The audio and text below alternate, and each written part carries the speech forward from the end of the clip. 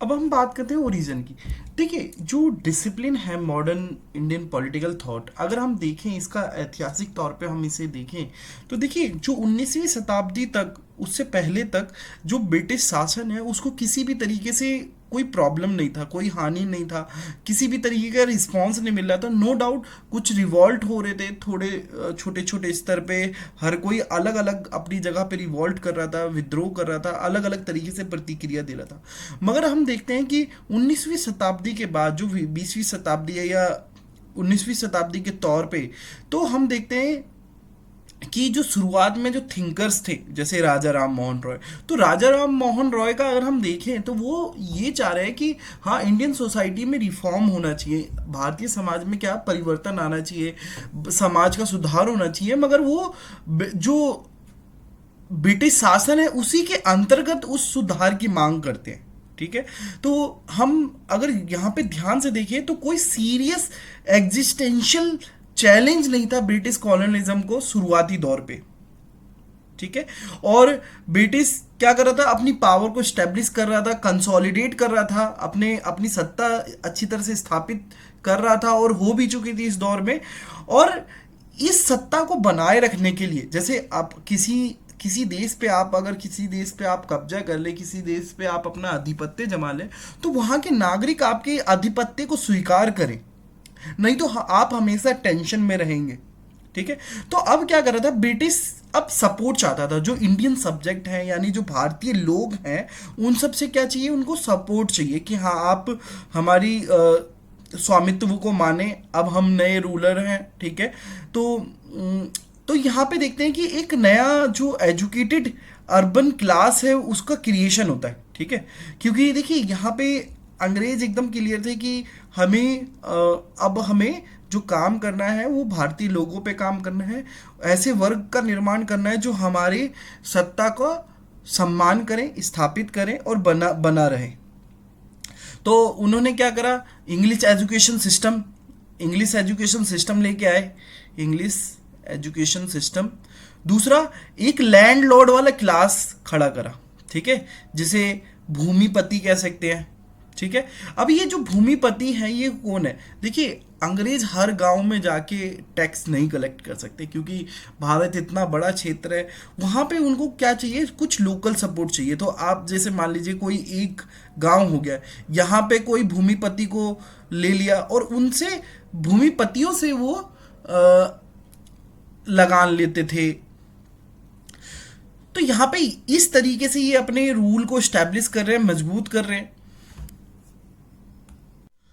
तो जब ये भूमिपतियों का मतलब उदय हुआ, या फिर ये वर्ग जब सामने आया, फिर उसके बाद इन्होंने क्या करा कि जो ब्रिटिश जो एफर्ट था वो ये था कि अपनी कल्चरल हेजेमनी को इंश्योर करना था। कल्चरल हेजेमनी का मतलब होता है सांस्कृतिक वर्चस्व, कि नहीं, हमारा जो संस्कृति है वो आपकी संस्कृति से ज़्यादा बेस्ट है।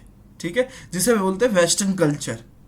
ठीक है, हमारा जो एजुकेशन सिस्टम है, जो मैकोले जो एजुकेशन जो बनाया भारत का, उसने क्या बोला कि ये बोला कि हमें एक ऐसा इंडियन चाहिए जो बोलता हमारी तरह हो, सोचता भी हमारी तरह हो। ठीक है, और हमारी मदद करे, हमारे शासन में मदद करे, तो एक क्लर्क के तौर पे चाहिए।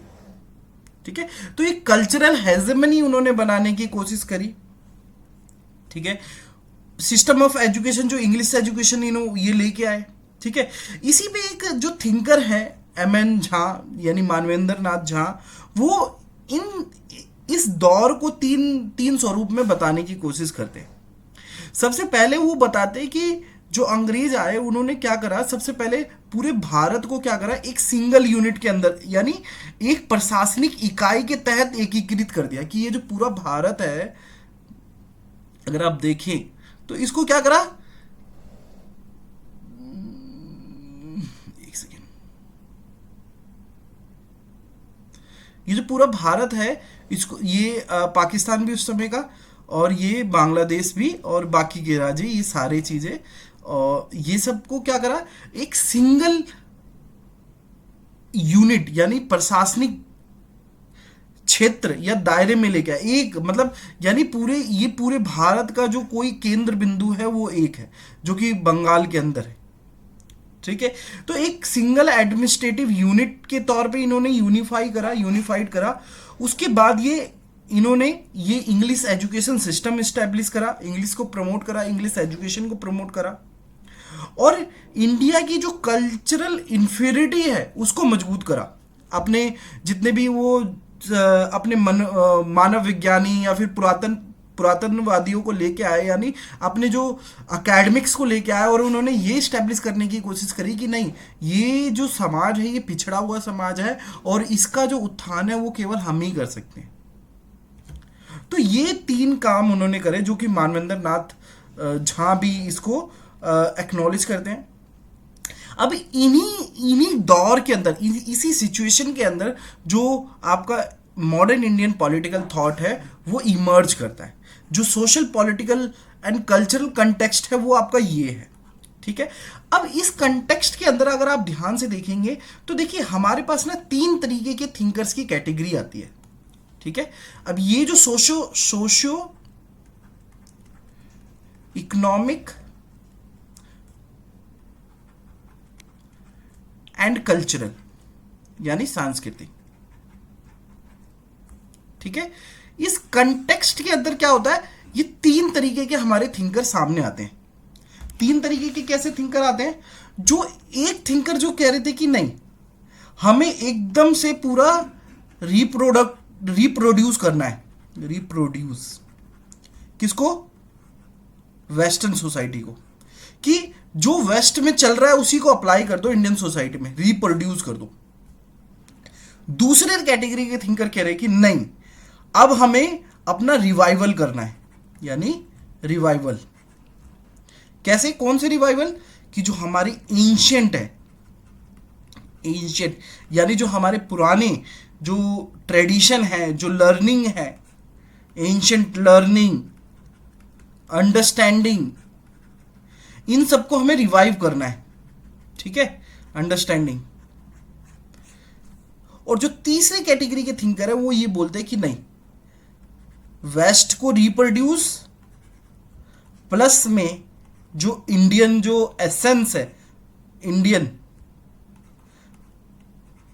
इंडियन जो एसेंस है जिसे बोलते हैं चित्त, उसको दोनों का मिक्सचर होना चाहिए।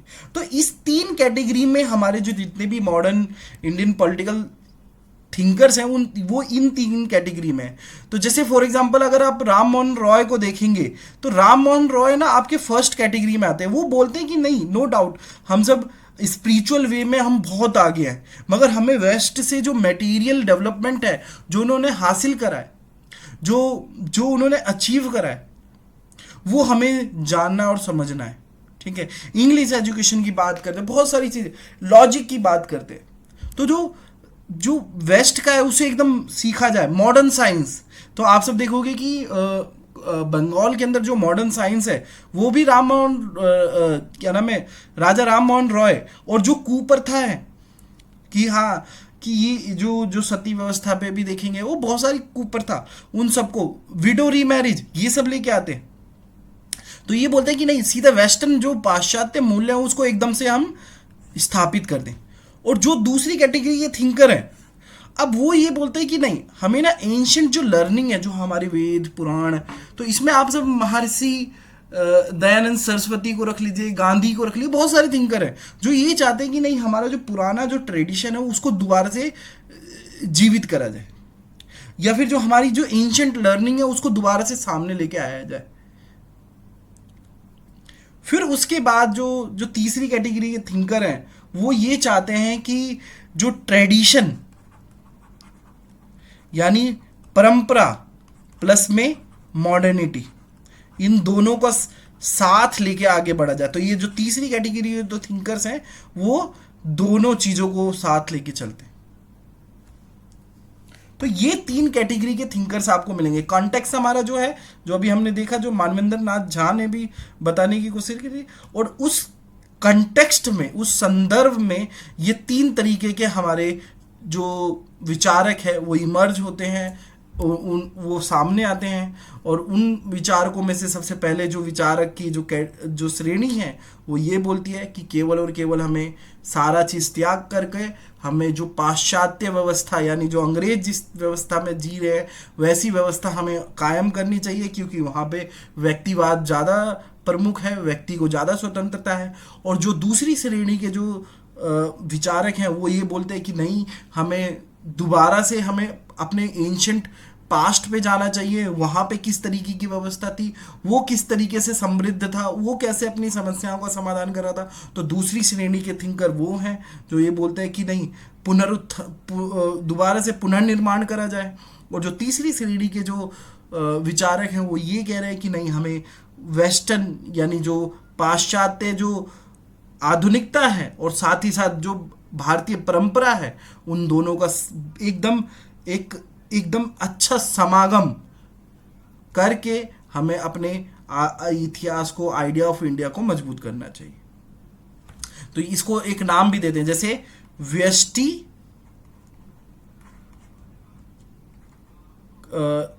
व्यष्टि प्लस में समष्टि। समष्टि तो इसका मतलब ये है कि जो आपका जो है प्लस में जो वर्ल्ड में चल रहा है, उन दोनों का समागम। अब देखिए, जो जो भारत का जो स्वतंत्रता संग्राम है, जो स्वतंत्रता के लिए जो भारत ने संघर्ष करा है, तो हम ये देखते हैं कि जो इस संघर्ष के दौरान में जितने भी विचारक हैं जो लिख रहे हैं, तो वो सभी में ना बदलाव की बात करते हैं। कि देखिए देखिए जो हमारा समाज है, जिस तरीके से जो व्यवस्था में बटा हुआ है, जाति आधारित व्यवस्था में बटा हुआ है, तो इसको बदलना चाहिए। ठीक है, इसको क्या करना चाहिए, परिवर्तन करना चाहिए। जो पॉलिटिकल एस्पेक्ट है कि कहीं पे हम देख रहे हैं कि राजतंत्र है, कहीं पे रजवाड़े हैं, कहीं पे अलग तरीके का शासन है, तो इसमें बदलाव होना चाहिए।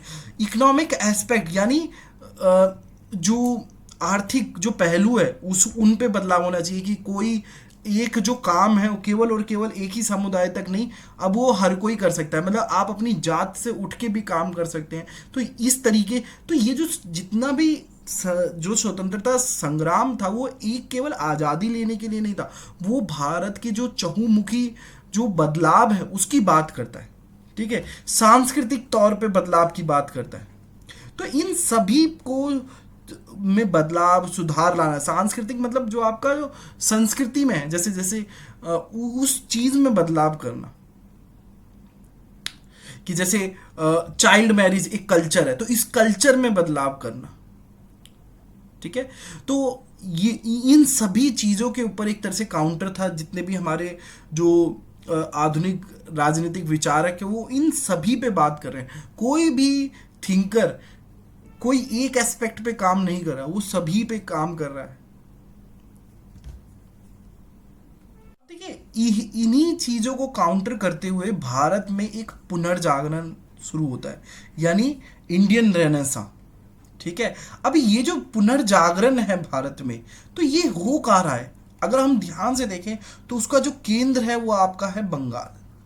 ये जो पुनर्जागरण, जैसे जो राम मनोहर लोहिया है, राम मोहन रॉय हैं, तो वो साइंटिफिक एजुकेशन की बात कर रहे हैं। कहाँ पे बात कर रहे हैं? बंगाल में बात कर रहे हैं। ठीक है, और विडो मैरिज और मूर्ति पूजा का विरोध और भी बहुत सारे। तो ये बंगाल जो है वो केंद्र हो गया। ठीक है, जहाँ पे आपके भारत का पुनर्जागरण। उससे पहले अगर हम राजा राम मोहन रॉय से पहले भी देखें तो बंकिम चंद्र चट्टोपाध्याय, जैसे बंकिम चंद्र चटर्जी बोलते हैं, उन्होंने अपनी एक आनंद मठ लिखी, तो वो भी भारत के पुनर्जागरण की ही बात कर रहे हैं एक तरीके से। तो जो बंगाल है वो जो भारत को जागृत करने के लिए बंगाल एक बहुत इंपॉर्टेंट स्पेस बन जाता है। इसी बंगाल को तोड़ने के लिए वो बंगाल का विभाजन कर देते हैं अंग्रेज, की डिवाइड एंड रूल, क्योंकि बंगाल एक रिस्पॉन्स मिल रहा था जो कि एकेडमिकली अपना परफॉर्म कर रहा था, एक ज्ञान मीमांसा के तौर पे काउंटर करने की कोशिश कर रहा था ब्रिटिश रूल को। और भी हम देखते हैं कि जो Kolkata was an older centre of British rule. ठीक है, और हम देखते हैं कि कलकत्ता में क्यों? क्योंकि देखिए सबसे पुराना सेंटर था, ठीक है। यहाँ पे बहुत सारे स्कूल एंड कॉलेजेस आए, प्रेस आया, यानी जो जर्नलिज्म प्रेस आई सबसे पहले। तो ये एक सेंटर जो बंगाल है वो भारत के पुनर्जागरण का एक एक सेंटर बना। तो बंगाल को आपको जो इंडियन मॉडर्न पॉलिटिकल थॉट जब भी पढ़ रहे हो तो बंगाल का रोल यानी भूमिका, जो बंगाल की भूमिका है इसको जरूर आपको स्पष्ट करना है कि बंगाल की ही एक महत्वपूर्ण भूमिका, बहुत महत्वपूर्ण भूमिका रही है। नो डाउट पूरे भारत के अंदर कहीं ना कहीं लोग संघर्ष कर रहे हैं कि हम ब्रिटिश रूल को ख़त्म करें, ठीक है। मगर बंगाल एक तरह से एक अकेडमिकली भी आपको कई बार एक बार बोला जाता है लाइन की, जो बंगाल आज सोचता है भारत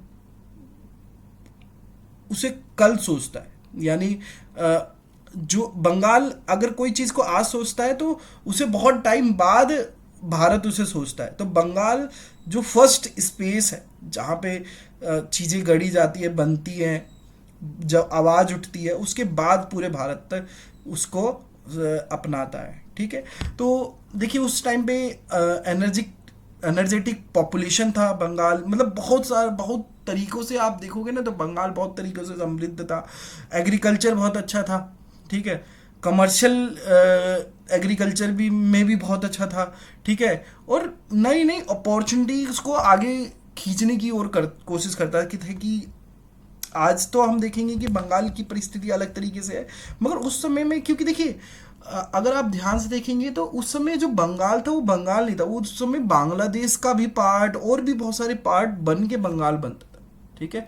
तो और बहुत सारे ज़्यादातर फ्रीडम फाइटर्स जो हैं वो बंगाल से आ रहे थे, सुभाष चंद्र बोस बंगाल से आ रहे हैं। तो अगर हम देखें भी थिंकर्स भी देखें तो अगर हम अपने सिलेबस में अगर थिंकर्स को भी देखें तो बहुत सारे लोग बंगाल से आ रहे हैं, जैसे राजा राम मोहन रॉय जो कि इस बार भी है सिलेबस में, स्वामी विवेकानंद, रविंद्रनाथ टैगोर, ठीक है।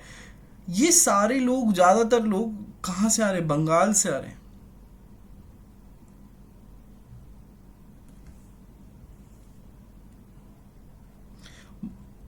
अंशुलन समिति जो आप पढ़ते होगे वो कहाँ पे बन रही है? बंगाल में बन रही है। तो एक तरह से हम देखिए कि बौद्धिक जो जागरण है वो बंगाल से हो रहा है, यानी आपके अंदर बुद्धि समझ सारी कहाँ से आ रही है? बंगाल के थिंकर्स राइटर्स से आ रही है, ठीक है। और अगर देखें, अगर हम वास्तव में अगर हम बात करें आधुनिक भारतीय चिंतन तो ये आपका कहाँ से स्टार्ट होता है? बंकिम चंद्र चट्टोपाध्याय के आनंद मठ, जो बंकिम चंद्र चटर्जी जो लिखते हैं आनंद मठ, तो वहाँ से देखेंगे तो वहाँ से एक्चुअल में स्टार्ट हो रहा है। फिर राजा राम मोहन रॉय जो ब्रह्म समाज, बहुत सारी चीज़ें।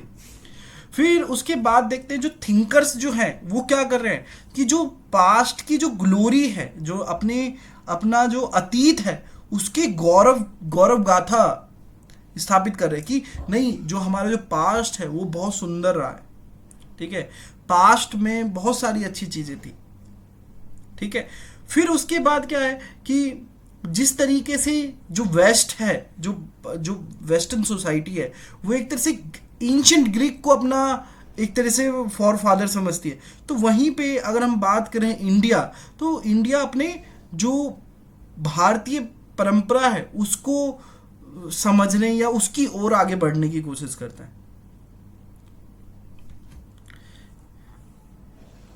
इसी बीच होता क्या है, जो हमारे जो थिंकर्स हैं, जो हमारे विचारक हैं, वो क्या करते हैं, ये जो मॉडर्न वैल्यूज हैं, देखिए अब ये देखिए ये ध्यान रखिएगा कि जो मॉडर्निटी है, जो आधुनिकता है, ये कोई अलग स्फेयर नहीं है, इसमें भी पुरातन का एक स्पेस है, एक जगह है, ठीक है। तो जो वेस्टर्न जो मॉडर्निटी है वो कहीं ना कहीं आप देखेंगे वो ग्रीक का जो रिवाइवल है, ठीक है। ग्रीक सोसाइटी के अंदर जो कंसेप्ट होते थे, जैसे फॉर एग्जांपल आज भी देखो ना, वो अभी कुछ टाइम पहले एक वायरस आया था जिसे पैगासस वायरस बोलते हैं। तो Pegasus virus, Pegasus ancient Greek का ही कोई एक करेक्टर है, ठीक है, तो उसका नाम दे दिया। तो जो आधुनिकता है वो कहीं अलग से नहीं है, वो एक तरह से जो अतीत है उसी के चीज़ों को नए स्वरूप में दर्शाने की कोशिश करती है। तो सेम जो इंडियन थिंकर है, तो उन्होंने क्या करा, जो ये जो मॉडर्निटी के जो वैल्यूज है ना, तो इन्होंने क्या करा, अपने जो पास्ट है उसको रीस्टोर करा, यानी आधुनिक व्याख्याओं पर ध्यान केंद्रित करने के बाद जो जो पास्ट है, जो आपका जो अतीत है, उसकी दोबारा से बहाली करी जाए, उसको दोबारा से एक मॉडर्न आउटलुक या फिर एक जो आधुनिक नजरिए से समझा जाए अपने इतिहास को। क्या है कि जो इंडियन जो मॉडर्न थिंकर है, अब वो उन्हीं आइडियाज को वैल्यूज दे रहे हैं, जो वेस्ट के उन्हीं विचारों को महत्व दे रहे हैं, जो कहीं ना कहीं हमारे विचारों से तालमेल खाते हैं, जो हमारे पुराने विचार है। तो यहाँ पे देखेंगे कि जैसे जो टॉलरेशन का आइडिया है, ठीक है, टॉलरेट करना, सहिष्णु होना, दूसरे के प्रति सहिष्णु होना, कि दूसरा दूसरा कोई कुछ कर रहा है तो आप उसको अपनी तरीके से नहीं, कि आप भी मेरी तरह से करो, नहीं, तुम अपना काम अपने तरीके से कर सकते हो, तो टॉलरेट करना, ठीक है। सेकुलरिज्म, तो ये सब हिस्टोरिकल आइडियाज है। तो आप जब देखोगे अगर ध्यान से भी, तो जैसे सेकुलरिज्म का आइडिया देखें, तो जैसे भारत का संविधान तो 1950 में बना है, ठीक है, लागू हुआ है, ठीक है। उससे पहले भी अगर हम देखें तो हमारी जो सोसाइटी थी वो सब मिलजुल के रहती थी। हमारा ही एक ऐसा देश है जहाँ पे हर जनजाति, हर समाज, हर धर्म, हर जगह का लोग यहाँ पे बसता है। यहाँ पे आप सबको पारसी मिल जाएंगे, पारसी जिन्हें जोरास्ट्रियंस बोलते हैं, जूस मिल जाएंगे जिनको यहूदी बोलते हैं, ठीक है। तो हम जो सेकुलरिज्म है, जो हमारा जो सेकुलरिज्म वो शुरू से रहा है, ना कि 1950 के बाद आया है। 1950 में भी secularism word as a use नहीं करा था, बट वो जो इंदिरा गांधी ने इमरजेंसी, तो सेकुलर जो आइडिया है, जो टॉलरेशन का जो आइडिया, वो हमारा खुद का आइडिया है, वो हमें संविधान के बाद नहीं मिला, हमारे पास पहले भी था। आज भी हम अपने परिवार में देखेंगे तो हम टॉलरेट करते हैं, एक दूसरे को टॉलरेट, एक दूसरे को एक्सेप्ट करते हैं, स्वीकृति देते हैं कि हाँ आप अलग हो तो आपका सोचना अलग है, ठीक है। हमारा एक फ्रेज भी है कि अगर आप देखेंगे एंशिएंट टेक्स्ट में, तो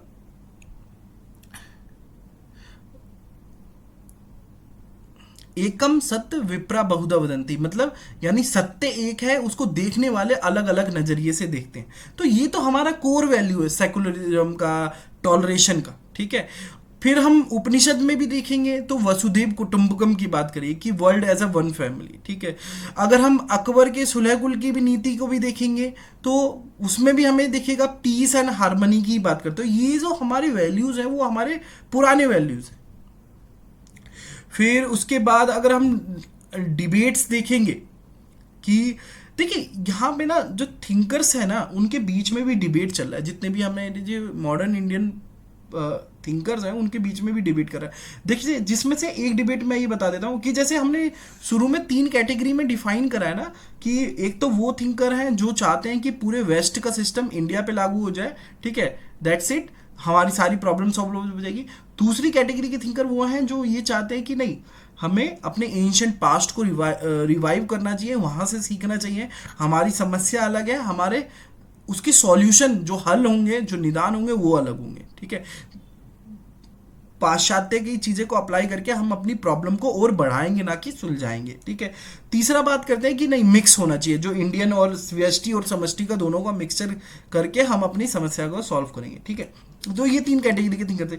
अब इसमें भी ना क्या है, एक और चीज़ है, कुछ लोग जो कुछ थिंकर हैं वो ये बात करते हैं कि हमें ना सबसे पहले ब्रिटिश रूल को, जो ब्रिटिश रूल है उसको हमें काउंटर नहीं करना, बल्कि कुछ थिंकर बोलते हैं कि हमें समाज को रिफॉर्म करना है, यानी सोशल रिफॉर्म करना है, ठीक है। हमारे लिए सबसे पहली प्रायोरिटी क्या है, ये जो अंग्रेजी शासन है, अंग्रेजी शासन, इंग्लिश रूल को खत्म नहीं करना है। सबसे पहली प्रायोरिटी हमारी आज़ादी नहीं है, बल्कि क्या है, सोशल रिफॉर्म है सबसे पहली प्रायोरिटी। और कुछ थिंकर बोलते हैं कि नहीं, सबसे पहली प्रायोरिटी हमारी क्या है, ये जो वेस्टर्न जो इंग्लिश रूल है इसको खत्म करके सबसे पहले हम स्वराज स्थापित करें, फिर हम अपनी समस्याओं को, जो हमारी जो सामाजिक समस्या है उनको खत्म करेंगे। तो इन 2 कैटेगरी में भी थिंकर्स बैठे हुए हैं, तो उन दोनों के बीच में डिबेट चल रहा है, ठीक है। तो देखो डिबेट कैसा है, देखो यहाँ पे देखो, debates among the freedom struggle leaders on priority. कुछ लोग जो हैं वो बात करते हैं पॉलिटिकल फ्रीडम्स की, ठीक है। सबसे पहले हमारा पॉलिटिकल फ्रीडम यानी राजनीतिक स्वतंत्रता होनी चाहिए, उसके बाद अपने आप चीज़ें ठीक हो जाएगी, जब हमारी सरकार बन जाएंगी, हमारे लोग आएंगे तो वो अपने आप समस्या को निदान कर लेंगे। तो इस कैटेगरी में अगर हम थिंकर्स को रखें तो जैसे बाल गंगाधर तिलक हो गया, अरबिंदो हो गया, वीडी सावरकर हो गया। और जो दूसरी कैटेगरी के जो थिंकर हैं जो बोलते हैं कि नहीं, सबसे पहले समाज को देखिए, अगर समाज आपका सुसज्जित हो जाएगा, सुधर जाएगा, तो अपने आप अंग्रेजी शासन खत्म हो जाएगा। ठीक है, तो उसमें कौन बात कर रहे हैं? राजा राम मोहन रॉय हो गए, गांधी हो गए, टैगोर हो गए, अंबेडकर हो गए। तो ये समाज की बात करते हैं कि नहीं, पहले हमें सामाजिक सामाजिक सुधार की जरूरत है। अब अगर गांधी के स्वराज की अगर कंसेप्ट पढ़ोगे तो उसमें भी केवल और केवल एक मीन्स है स्वराज, जो पॉलिटिकल इंडिपेंडेंस को लेने के लिए केवल और केवल ये एक मीन है, एक एक एक एक सबसेट है पॉलिटिकल इंडिपेंडेंस स्वराज का।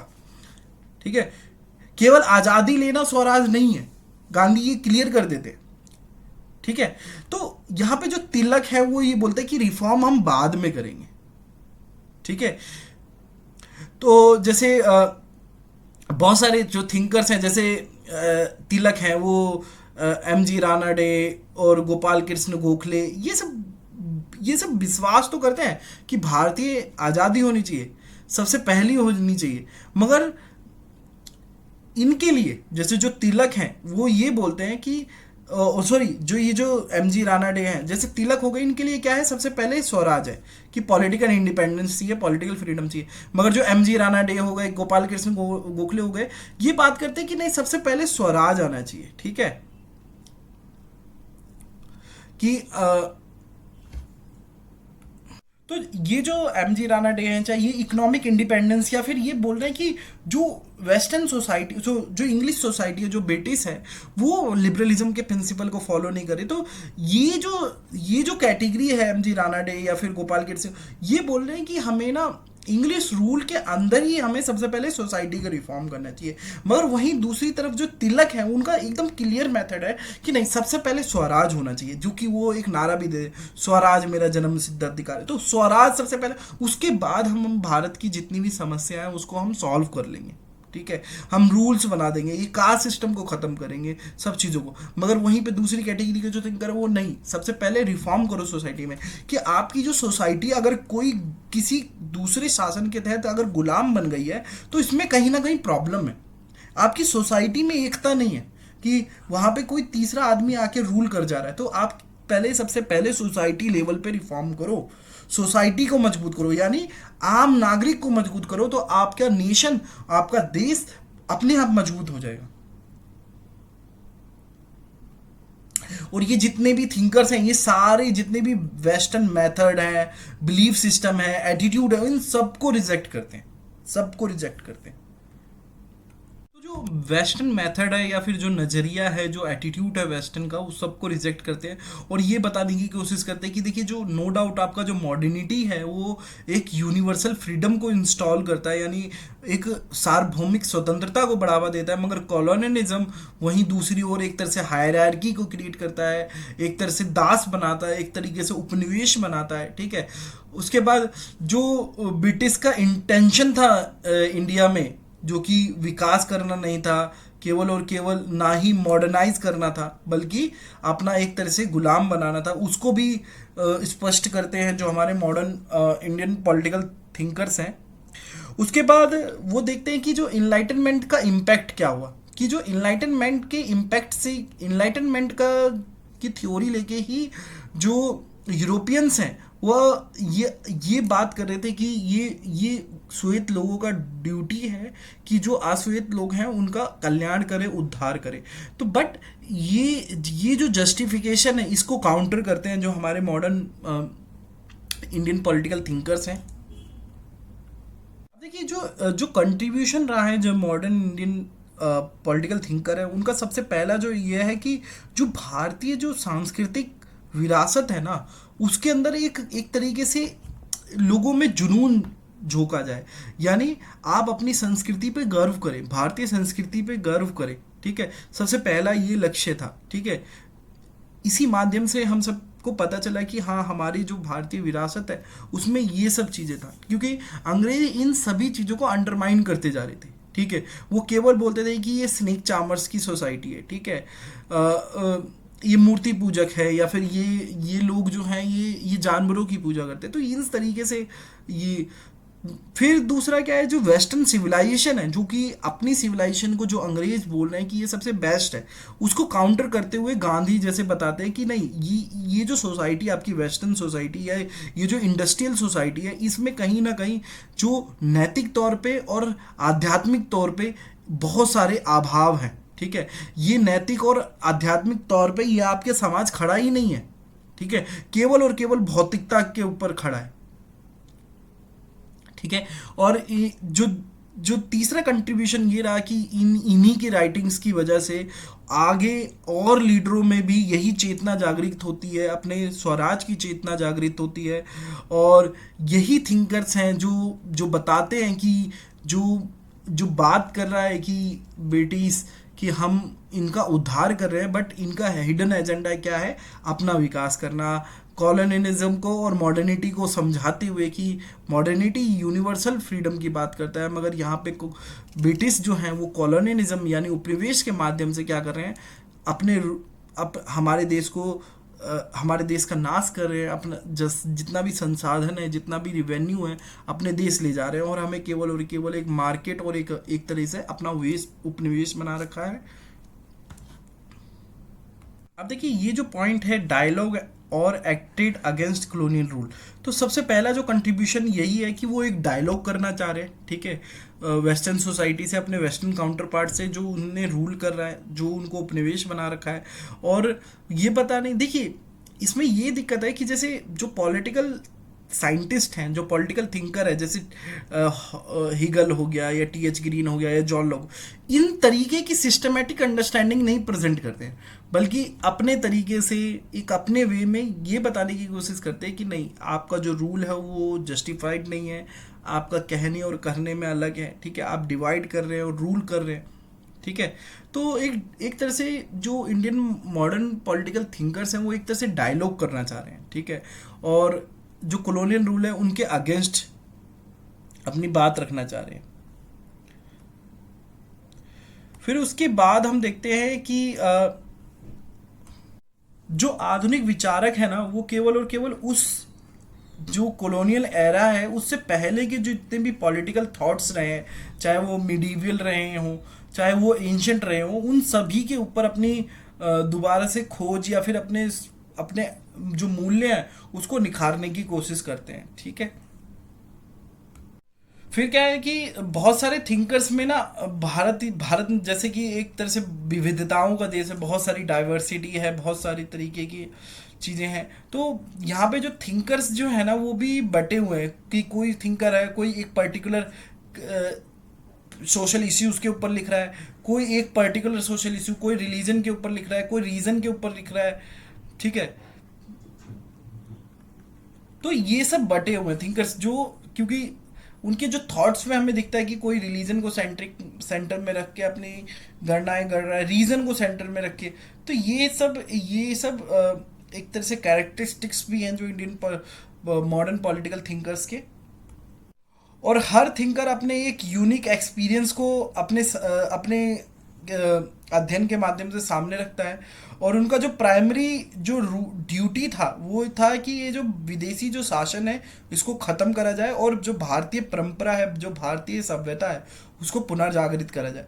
तो जो एक तरह से नेशनलिज्म का उत्थान करना था भारतीयों के अंदर, एक नेशनलिज्म यानी राष्ट्रवाद जन्म ले, और ये जो राष्ट्रवाद होगा वो एंटी कॉलोनियल होगा, कि हम कॉलोनियलिज्म के विरुद्ध एक राष्ट्रवाद को खड़ा करें। ठीक है, यहाँ पे एक ये लाइन जरूर याद रखिएगा कि यह विविधता जो है ना आधुनिक भारतीय राजनीतिक विचार की आधारशिला बनी, क्योंकि विविधता ही, इवन इंडिया को हम कई बार विविधताओं से भी बताते हैं कि इंडिया का मीनिंग क्या है, विविधता, डाइवर्सिटी, जहाँ पे बहुत बड़ी लेवल पे डाइवर्सिटी। ये जो जितने भी हमारे विचारक हैं ना, ये इंटरनेशनल लेवल पे या फिर इंटरनेशनल थिंकर से बहुत प्रभावित है। अब जैसे बी आर अम्बेडकर की बात करें तो अम्बेडकर फ्रांस की क्रांति से बहुत ज़्यादा प्रभावित थे। ठीक है, एंशंट गौतम बुद्धा से इतने बहुत ज़्यादा प्रभावित थे। ठीक है, और भी फिगर देखें, जैसे मैजीनी से देखें जो जो तो गांधी, नेहरू, सावरकर, ये सब मैजीनी से इंस्पायर्ड थे, जो इटालियन यूनिफिकेशन की बात करते, मैजीनी। तो जो हमारे जो थिंकर्स हैं वो बहुत तरीके से प्रभावित हैं इंटरनेशनल लेवल से भी, और जो घरेलू जो हमारा एंशंट है उन सभी से। अब देखिए, एक इम्पॉर्टेंट जो रीडिंग है understanding modern Indian political thinkers में, तो एक रीडिंग जो है वो है आपकी continuity and innovation by Dennis Dalton. देखिए, जो डल्टन है, जिन्होंने अपनी थीसिस भी लिखी है, तो उसमें एक चैप्टर है और इस बुक में भी है कि कंटिन्यूटी एंड इनोवेशन, जिसमें ये एनालाइज करते हैं कि जो चार थिंकर हैं, ठीक है, वो जो चार थिंकर हैं वो आइडिया ऑफ फ्रीडम को कैसे बनाते हैं। आइडिया ऑफ फ्रीडम को, आइडिया ऑफ फ्रीडम यानी स्वतंत्रता के विचार को। अब इस स्वतंत्रता को विचार को बनाने के लिए एक तो क्या है, उनके पास एक एंशंट वे है, यानी जो हमारे जो प्राचीन तौर पे स्वतंत्रता का क्या विचार था, स्वतंत्रता का क्या मायना था हमारे प्राचीन स्तर पे, प्राचीन समाज में।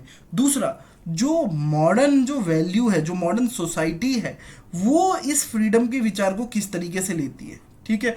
तो इसके अंदर अगर हम ध्यान से देखें तो इसमें चार थिंकर्स को इन्होंने लिया है। सबसे पहले हैं स्वामी विवेकानंद, ठीक है, उसके बाद अरबिंदो घोष, रविंद्रनाथ टैगोर और महात्मा गांधी। इन सभी के स्वतंत्रता के विचार को एनालाइज करते हुए ये कंपेयर करते हैं और बताने की कोशिश करते हैं कि ये जो स्वतंत्रता का विचार है वो कहीं ना कहीं ये जो पुराने जो विचार हैं उसकी कंटिन्यूटी को बनाए रखता है। जैसे डाल्टन जो एनालाइज करते हैं स्वतंत्रता के विचार को, तो ये बात करते हैं कि कॉन्टिन्यूटी भी है। कॉन्टिन्यूटी किस सेंस में, जैसे जो कॉन्टिन्यूटी की बात करें, कॉन्टिन्यूटी की बात करें तो जो है, जैसे मान लीजिए कर्म योग, ठीक है, कर्म योग। और इनोवेशन क्या है, गांधी इसे किस स्वरूप में बात करते हैं, वो कर्म योग की ही बात कर रहे हैं, मगर किस तौर पे, सत्याग्रह, सत्याग्रह, ठीक है। सन्यासी, ये आपको सन्यासी का जो विचार है वो आपको आनंद मठ में भी मिलता है, बंकिम चंद्र चटर्जी के में भी आपको सन्यासी। और गांधी इसको किस तरीके से प्रस्तुत करते हैं, सत्याग्रही, ठीक है।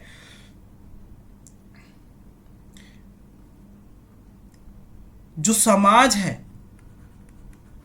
एंशिएंट टाइम पे वर्ण व्यवस्था थी, ठीक है, वर्ण व्यवस्था।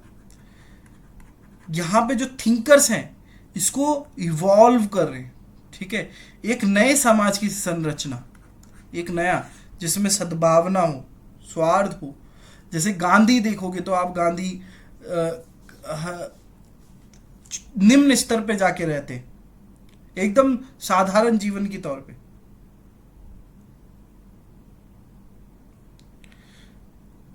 तो जो डेनिस डाल्टन है वो यही बात कर रहे हैं कि ये जो थिंकर्स है ना, इन थिंकर्स के हम देख सकते हैं कि जो पुराने विचारों की कंटिन्यूटी है और जो पाश्चात्य जो जगत में जो चल रहा है, जो मॉडर्न सोसाइटी में जो चल रहा है, उनका भी कहीं ना कहीं ये पुराने विचारों को ही नए तौर पे प्रेजेंट करने की कोशिश करते हैं।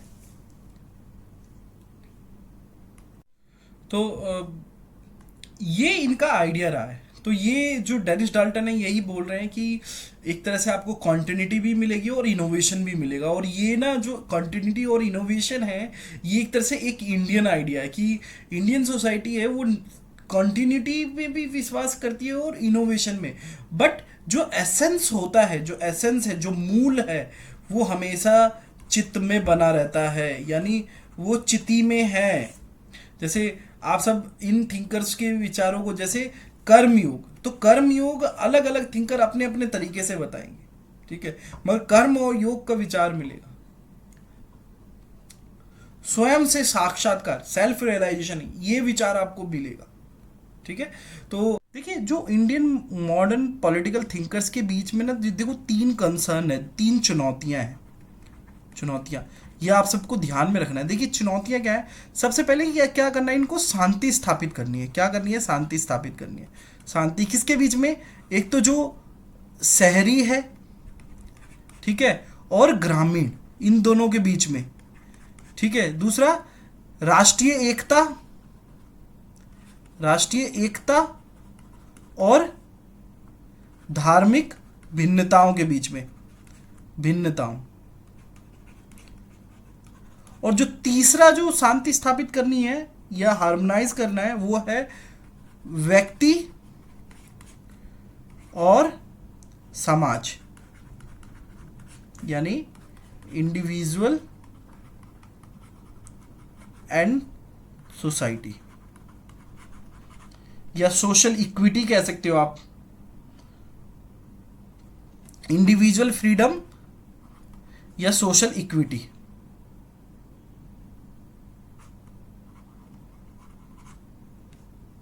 तो इन तीनों के बीच में शांति स्थापित करनी है, एक स्वार्थ सद्भावना स्थापित करनी है। तो ये प्रमुख चुनौतियां हैं, ठीक है। तो आशा करते हैं ये लेक्चर आप सभी को अच्छा लगा होगा। प्लीज़ लाइक करें, सब्सक्राइब करें, शेयर करें, और कोई सजेशन हो तो आप अपने कमेंट बॉक्स में लिख सकते हैं। बहुत बहुत धन्यवाद।